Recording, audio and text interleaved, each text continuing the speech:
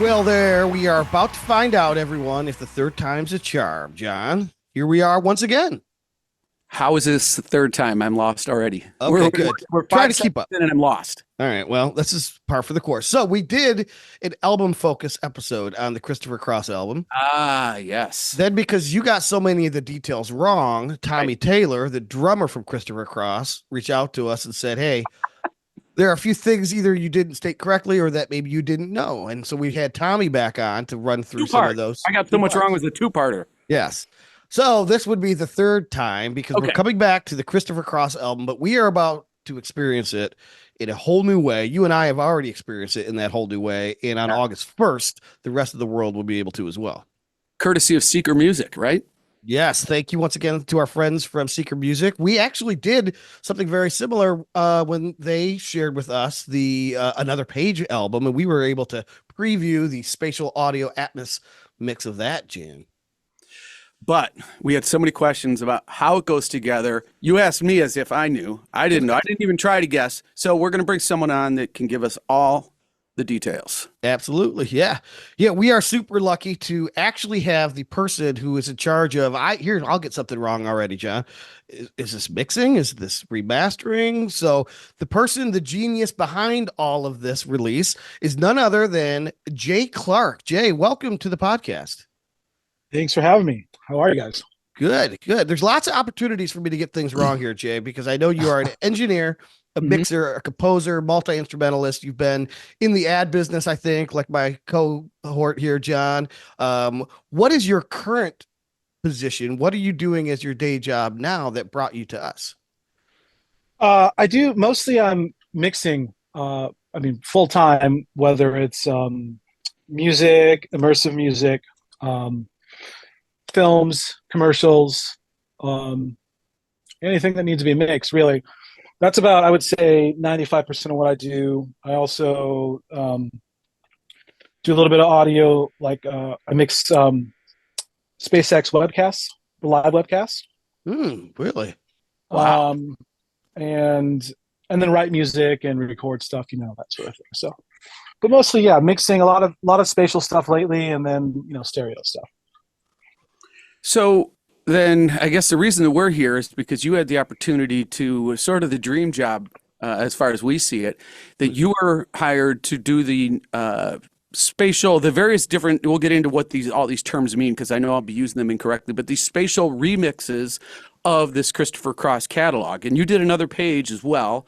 And now this is the debut album. And we all would love to go in, dig into these tracks and hear them by themselves and remix them. But your process was you first had to sort of create the mix as it was and then imagine it out into some sort of spatial environment. Yeah, Right? Can you give us just yeah, an overview of that? yeah. I mean, I think with any sort of catalog work, or especially something as classic as a record like this, it's about not changing people's memory of it, but being able to expand it a bit. So the focus, of course, out of the gate would be to make sure that the mix sounds as closely to what everyone knows as you can get. Of course, it'll change a bit because of just the technology of the spatialization stuff and the binaural, the way that most people hear it on headphones. But you want that starting point to be almost a direct target of what people know and remember that record sounding like. And then, in particular, with classic records, I take a different approach than I would with, say, a newer record, where I may go off slightly in one road that's not running parallel with the stereo, because it's like there's not nostalgia connected to it, so you can listen to the two and they can be slightly different. You can have a different space that you put stuff in. But with this, out of the gate, I wanted to decide the environment it was going to live in and then kind of do that consistently through the album. So whatever you experienced, you have the memory of the record that you know and love, but now just in that same space throughout the entire thing. So it wasn't like, it didn't challenge you to go like, oh, well, this feels like a totally unique space compared to song number one. It's everything you know about the songs, but now in a bigger, broader picture. So you were given then the individual multi-tracks from this album. I imagine it was one probably 24 track tape, right? They probably weren't doing multiples. Did you get 24 tracks? It Mono? was a lot of tape, because that's the time. So yeah, you have to take that, which is in all honesty, it's funny because that sort of thing is, while it sounds daunting, considering how people make music now, where you might get 200 tracks, Yeah. and you have to figure out how to make that collapse Yeah. down.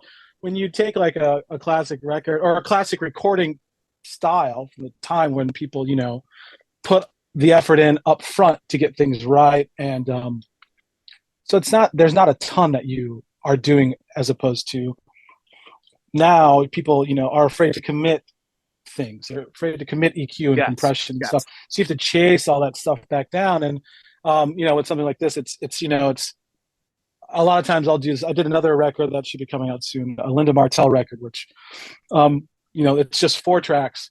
But what I did, I said, well, I'm going to recreate the console that this would have been mixed on digitally and only use that. Mm. And it was the same kind of thing. It's like I'll just use channel strips and kind of keep it as close to what I imagine it was like when it was mixed originally to get the same result. Sorry, Tom, I'm on a roll here with just the follow-ups to get there because he's leading me right to where I kind of wanted to go. So it's sort of a two-part question that relates.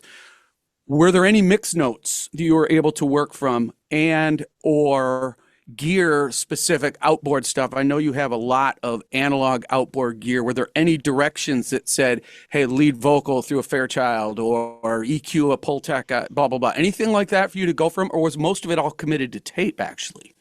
Yeah, no, it seems like most of it was committed, and I didn't have anything to go from. I had to just use your ears thing. And that's kind of the thing I actually like about a lot of the immersive catalog stuff is a lot of times it's ear training. You have to go in and you have to listen to the record and listen to what you have and go, how do you get there? And you learn to, find characteristics and things like a Pultec.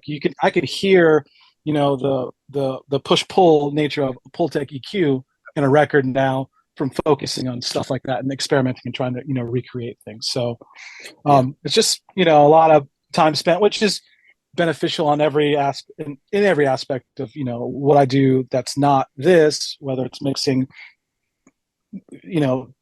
television stuff, dialogue, or just regular stereo stuff. It's challenging in a way that I think is ultimately like the most beneficial knowledge that I've gotten over my years of training wise. Like you can't learn that stuff without experience. It's just so much experience if you put the time in. All right, John, permission to dumb it down here? Permission granted. Okay. So for the non-expert, I'd love to know how this is achieved. So I get Dolby Surround, where you have all of these channels and you can tell something in a mix, go to the front left or go to the back right, or you be along in the middle or some variation of that. But this isn't that. How is this being achieved? Because when you put on, like you said, binaural, a set of stereo headphones, I hear this stuff coming from every which way, I think. But yeah, how is this being achieved? So it's that's dumbing it down, right? Yeah. Yeah, I was going to say, yeah, exactly. To dumb it down, it is object based, which, to dumb it down further from that, I like where this is going. There's a rectangular space, a room essentially, and the objects are just channels. So how it's done is that, I wish if people could see me, if you place something in the left corner, there's a coordinates to that. Mm-hmm. So think of like a map, there's an X, Y. And so that's how localization is done in Atmos. So it's just a series of X, Y coordinates of where that's placed. So the size and space of the room that, say, the speakers are in don't really matter. It can get as big as you want it or as small as you want it, but that location will always be exactly where you place the thing because it's an XY axis sort of thing. So that's how the placement is done. And then, there are other elements to it. The binaural basically takes the idea of listening to sound in a space and puts that over your ears. So normally when you put on headphones, and I think a lot of people actually might notice this when they listen to immersive stuff, is that normally when you put in headphones, you're isolating the left and right ear, and you get this really wide envisioning picture. But when you listen to an immersive record, I think what a lot of people don't realize that sometimes it actually feels narrower or smaller, but that's because it's taking the sound and it's putting it coming from the speakers essentially, or the position. And so in order to do that, it narrows the focus in front of you, and then it widens as you bring it around the space. So it's I've heard people complain about the positioning of things, but that's part of you have to imagine now you're sitting in a room looking at speakers and listening to the music, and you're hearing it in that way as if you were here when I mixed it. And that's all done by, let's not go too technical, but reflections, taking your head into consideration. So essentially, if there's a sound that's hitting your left ear, in normal headphones, it would never hit your right ear. But in this sort of situation, you're going to get a reflection that's now going to be played in your right ear. So you have a virtualized localization of that source in the virtual space. I hope that's not too technical.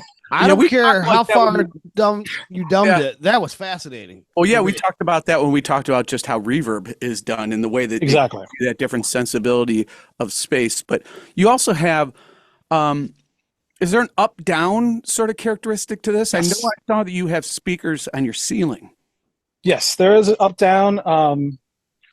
And I don't know what that axis would be considered, I guess, but yes, there's up-down. Z, I believe. Yeah, which is, I guess, in some ways, is one of the things that separates Atmos, at least in its current form, from normal surround stuff. Because normal, it's all on the vertical ear level plane, but this, that's the added dimension is going up, and there's also Sony 360, and that goes down to the floor as well in the front of the room. So maybe someday it'll go from the floor all the way up, which would be nice technically. It'd be hard to have a room that it would just all be speakers, but it'd be a lot of fun what you could do with it. So what are you listening on then? You got to be monitoring it in all different ways. Well, most people are going to hear it this way, earbuds, but how are you monitoring as you're mixing? You've got, I'm looking at your room right now, and I think I read you have, 20-some speakers in that room total or something like that? Yeah, it's 24 speakers. I use PMCs. So my main speakers, which you can't see, are PMC IB1s, XPD, which is a giant sort of, they're like mastering grade speakers, really expensive, but worth the detail. And then all the smaller speakers, the satellite speakers, are also PMC. They're called wafers. They've come out with a new line, but so there's I think my room is 1116. So 11 on the horizontal plane, and then 6 on the ceiling. Yeah. Okay. And then 4 giant subwoofers, because you also have the LFE, which is low frequency effect for those that don't know. For our listeners. Yes. Speaking of which, so I got to just tell listeners, this is a must listen. This new, do you call it a mix of the Christopher Cross album? And a few things that jumped out at me, and John, I want to see what maybe jumped out at you. Okay. One thing is, no matter who was singing backup vocals, there was this. It could be Nicolette Larson, it could be Valerie Carter, Michael McDonald was on there. Yeah. I think he was on there. Or just the group vocal. Yeah. They are like, to me, to your point about being narrow, I feel like I hear him on my eyebrows in the back of my, at the same time, like the back of my skull. They're just there. And they're, I don't want to say isolated, because that makes it sound like they're sticking out, but they're just so present. John, since you have an audio, I don't know what you heard, but that was the one thing that jumped out. Now, I told him that I have a nice vinyl copy that was a remaster from like 2016, Friday Music put out. So I use that as sort of my comparison. And when I'm listening to that, I feel like maybe I'm 30 feet away from the band, 15 feet away from the band. And then I switch over to yours, and all of a sudden I just feel like I've just moved forward right inside the band. Yet I'm still, it's not like I'm hearing stage sound, you know, I'm hearing everything in its place, but I feel like I've just gotten closer and inside of it. Sure. Yeah. Well, I think one thing, there's a couple, sort of mixing styles. One thing with the entire space, you take the whole space into consideration. If traditionally you think of the stereo being right in front of you, in the binaural, if I put everything directly in front, what you would then feel is that 15 feet that you were talking about, but it might feel even deeper. Mm-hmm. So I have a few techniques depending on records that I use where like I try to bring the listener, the music, to the center position of the room to the listener, which then depending on how you pan stuff around that, you start adding depth in a different way than you're used to hearing. Because theoretically, the person is sitting in the middle of the room. Exactly. Your model. So, yes. Right. So you're getting exactly what I'm trying, and you're the first person to say that. So that means I did something good. So great.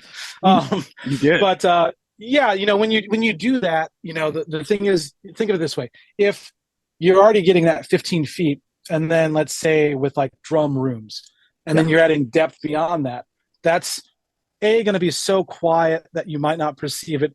And if it's loud enough, it's just going to sound like you're listening to something in a hall. So by bringing stuff closer, you can then start playing with a new version of depth that might be unfamiliar to most listeners, but I think is more perceivable, especially if you're trying to do something immersive.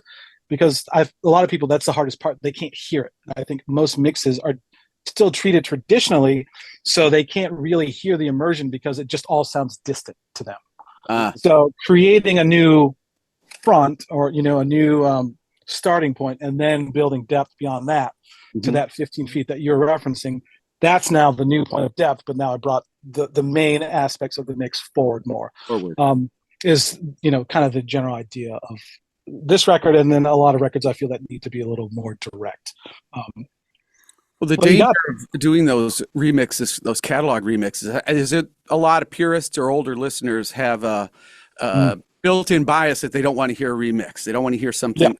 I will say, when I heard this, it sounds like the original mix, but everything clearer. You know what I mean? Yeah. It does not sound, and I know that's what you were going for. It does not sound like a reimagination of it. That's what I want people to understand.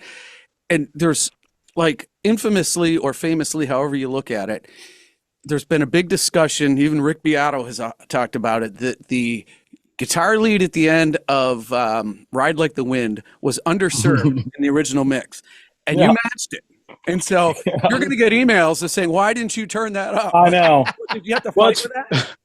It's funny because one of the guys that I work with, or that I associate with at SpaceX, that was the first thing he said to me. He said, can you turn up that guitar solo at the end? If you're going to redo this, can you turn? And I was like, listen, I get what you're saying, but, I have to serve the record, and it's not my place to correct things that people feel like are maybe out of place from the original. So, yeah, the point is to match those sorts of things, flaws and all, if that's what you want to call them, and stay true to the record. You would have made half the world very happy and half the world very angry. Yeah, exactly.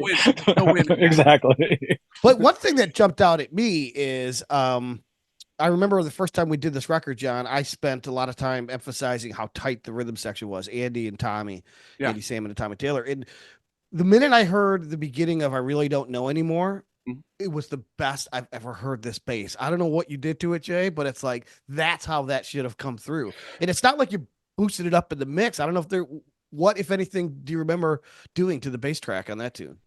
So it's funny that there's, I will say the thing about immersive stuff, you get so much more detail. And I think that's the binauralization. There's this slight comb filtering thing, but it can bring out all this extra detail. But with the bass in particular, there's the LFE. So in the room, I'll take aspects, whether it's the bass, just the kick, whatever I decide, and I can put that in there to beef up an entire mix in the room. That also comes across in the binaural. It doesn't come across currently if you were to listen to the stereo version down mix of what I did. You wouldn't have that extra bass stuff.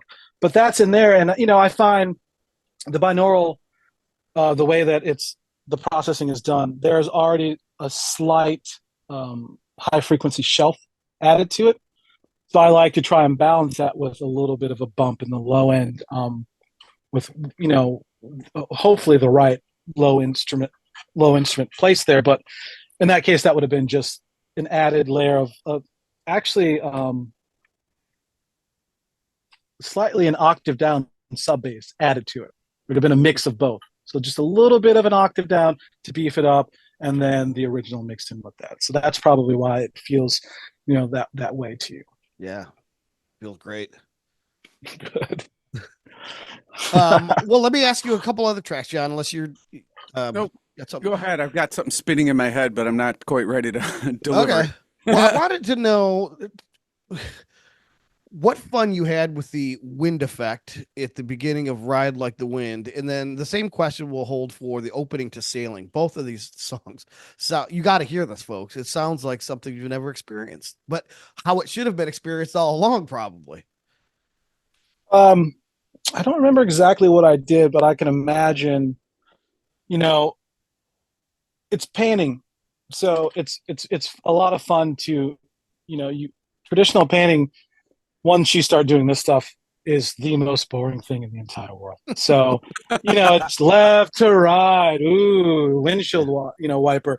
But, so in this instance, it's like I can take, especially when there's elements that are like almost Foley-like or sound effect-like, like putting wind up high or taking, so I would do that, and then you can sweep it and you can move it. A lot of times with stuff that is, say, almost pad-like, so what would normally feel very stagnant or sterile, I like to bounce them up and down to give them movement in a new way, because I'm not going to do it left and right, because that would essentially be changing the mix, but I can go front to back and give a new sense of movement and depth without changing the balance of the mix, or even up and down. So it would be a lot of stuff like that, like maybe it'll with certain things that might feel like sound effects, it would be a sweeping motion perhaps, or just a subtle movement, or maybe an up and down movement. Yeah, because anytime something moves, in a mix, your ear just attaches to it because it's moving, right? Yes. Yeah. Well, imagine being in the middle, as you say, John, of the room, and there's a 30-person orchestra around you playing that opening. Oh, it's just gorgeous. It's unbelievable. Yeah, that was printed on the track too, right? In the multi-track. I know there was some sort of error as to how that particular orchestral part ended up at the beginning. Because it belongs like in the bridge or the pre-chorus or something, and somehow it got flown in on the 24 track in the wrong place, or some odd mistake that happened. And of course now it's, one of those legendary intros. Yeah, sure. Yeah, I mean, I didn't have access to, that depth of it, but yeah, it's there. It's there. Wow. Kind of at a loss for words, because it's like, so how do people best hear this? Because you're delivering, first let me ask this question. You're delivering the final deliverables. It doesn't go off to a mastering engineer like conventionally stereo mixes, right? You're delivering the final outputs, which I know is a multi-channel thing. But is that correct, or does it go to somebody else after you? So now I would say for 90% of other people, they probably do and should send it to someone that can master it. The way that I got into all this stuff, it was the beginning of 2020 and then 2019, and so there was no, everything was still kind of being figured out. There was no spatial music on Apple. There was none of that. So you kind of had to do, in a way, it was like stem mastering, because you would get stems, you wouldn't get multi-tracks a lot of the times. So it was stem mastering. So that's just part of my process. It's kind of built into my template. So I generally, it's the mix, and then I do the mastering on top of that, the finalizing of it. But most people, I think, that learn now will just do one or the other. So it could be both. I know there are people that do both. I tend to do both just because it helps me with continuity on the record to know that, like, when I'm at the final stages, whether it's the level or placement, like, if you have a continuous record, where you end something and where it begins and the levels need to be right for it to translate. So having the control to be able to go back, if I print the final deliverable, bring it into the mastering software and say, oh, I need to level this up, I can go back and make those corrections in a heartbeat. Whereas most people you'd have to then call the mixer, have them do the Yeah. thing. Hopefully it comes out right. So for me, it just works better to do both. But I think all in all, there is a process of mastering that needs to happen with this stuff, and it's being more standardized and it's coming up more. But I think for anyone listening that wants to get into it, find yourself a good immersive mastering engineer and send it to them to make sure that everything translates. Perfect.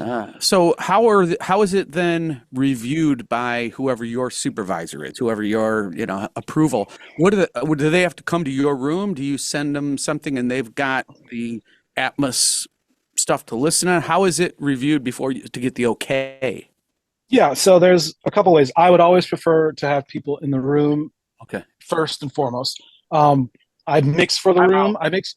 You're out. I'm out. I mix for everything, but the room is a representation of what lives now and what will live in the future.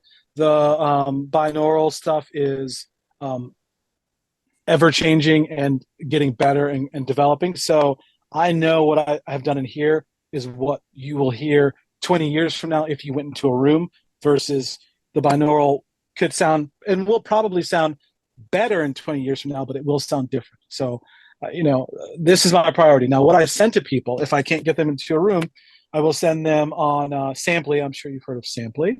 Mm-hmm. I will send them, there is what's known as the regular binaural, which is tied directly to the Dolby Atmos ADM, which is the master file that you make.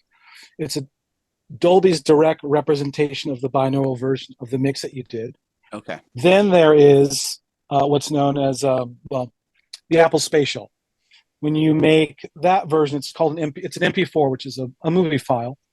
But then that gets converted on Apple devices and some other devices now, and you can listen to the Apple Spatial version. So I will put both of those in Samply, and Samply is great now because it will, if you have Apple earbuds or the headphones, it will play back the Apple version, so you can hear both the binaural Dolby version and the Apple version, which will sound slightly different, and you can give me notes on it, and then I can make adjustments if necessary. Currently, that's the best way. It used to be really hard. You would have to make that same MP4, send people a 3-paragraph text file explaining to them that they needed to download it, drag it into the files folder of their phone, do this, do that, make sure this is turned on. So it's gotten to a place where it's really great and easy to get stuff to people, and they can give you notes or approvals. So for the average consumer, then, when this drops August 1st, what would be your recommendation if they want to go own this, download it, listen to it? Well, I mean, I think for most people, the easiest would obviously be to do it on Apple Music, because I think it's probably the most accessible version of that. Which, if you listen to it on there, most people have a laptop. You can listen to the spatial version on a laptop. You can listen to it if you have, say, one of the new iMacs, or I have a studio display here that will play back the spatial version as well as the stereo version.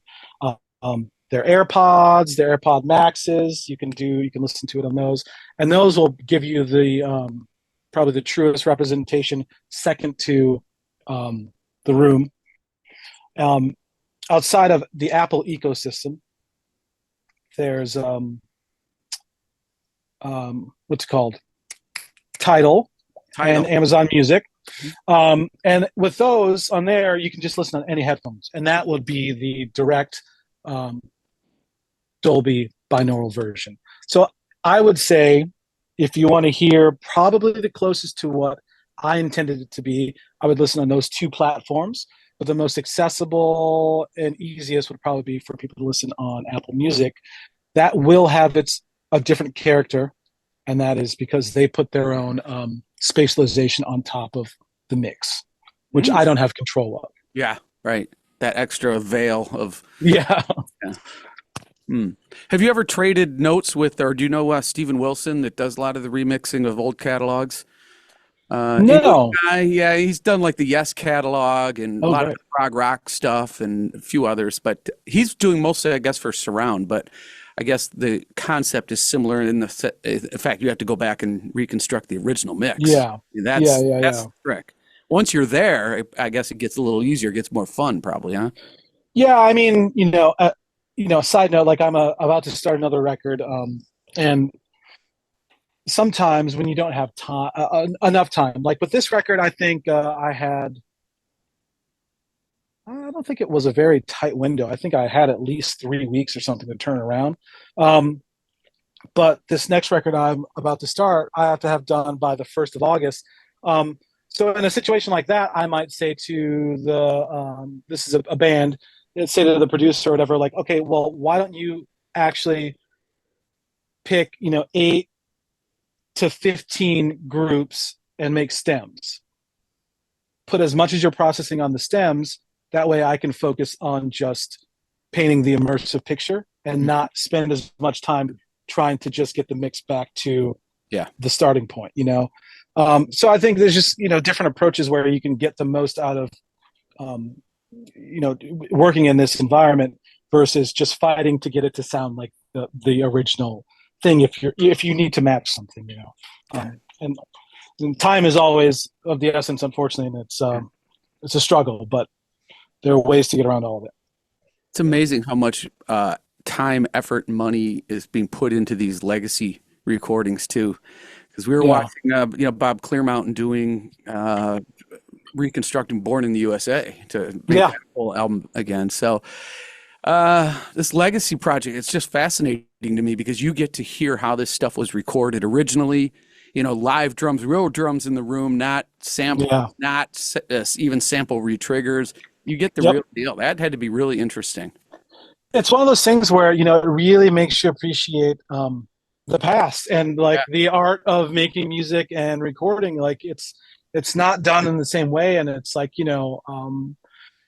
before you went into the studio, I would say if you didn't have the time, but actually not even if you didn't have the time, you go in there and these are real musicians, real players, real artists, even the songwriting, like those things are worked out. And, you listen to a track and it's that's the stuff that sounds like a record. Everything now sounds like a sample of a record or like an interpretation of, you know what I mean? But these things, exactly. It's just, it's really great to be able to like listen to it. And the isolation, like you said, like, again, it's a great form of ear training because it makes me go like, you know what, like get that sound right, commit it, and then just move on. Like focus on doing things properly from the beginning and don't flounder around and be afraid to make decisions. Everyone had to make a decision. And at some point in any of these records, I'm sure that someone was like, I don't really like the way the guitar sounds there. It could be like a little more 3K, but hey, we got to move on. And like, that's just what you have to do, and everyone can now spin their wheels forever and maybe never finish anything or, be so afraid. And it's nice to hear this stuff that like, bottle that advice right there. That right there is the core right there. Love that. Yep. Well, this is a fantastic job that you've done with this. Love it. My last thing is you managed to breathe new, fresh life into 2 of the album cuts that I got to recommend people go check out. They will love the way spinning sounds. Yeah. I mean, the whole thing's brilliant. And then the light is on. Like you turned my light on for both of those tunes. And I was like, those were kind of okay, but oh man, they're so good now. I mean, I feel like I'm in the studio with Steely Dan, and Steely Dan's not even the artist. Right, John? I mean, you get that feel. I do. Yeah. I do. Yeah. So, amazing. Yeah, it's really good. So, all right. Well, you got more stuff to mix, it sounds like. So we're looking at his watch. So I know. We will let him go. Jay Clark from Infrasonic Sound. Go check out this releasing August 1st, and we want to thank our friends from Secret Music for introducing us to you. And if you want to find out more details on the release of this, go to secretmusic.com. Any last little quick tidbits, Jay, from you? Anything that we forgot to ask? Hire him for your next album mix. Say that again? Hire him for your next album. Yeah. Yeah, definitely. Yeah, definitely do that. have anyone that reach out. I love doing it. It's made music more inspiring. I feel like things really have gotten dumbed down, and it's made it more interesting and brought me back to just the art and craft of making records. And I love it. So check it out, and don't be so afraid of the change of it. I know that a lot of people, it's like it's only temporary. Stereo's the king, and surround, and it's like, give it a chance, because I swear if you can get into a room and hear it, it will change your life. That's what I know for sure. Absolutely. I can imagine it's changing your life to be in a studio, John. And now you've got, say, 24 tracks or whatever. And now you've got Omardian and Jake Graydon and Tommy Taylor and, Larry Carlton. It's like, they're right it's there. all there for me to work on now. I mean, it's got to send chills up your spine, Jay. Yeah, absolutely. Absolutely. Cool. Well, thank you for doing it. Thanks Thank for you again me. for being on the podcast. Next time you ever want to come back and do it again, let us know. We can't wait to Yeah, hear more. definitely. If you guys end up with any more questions about, this spatial world, feel free. I'd love to come back and answer any questions if you have any. Yeah. Perfect. Do another record from this era.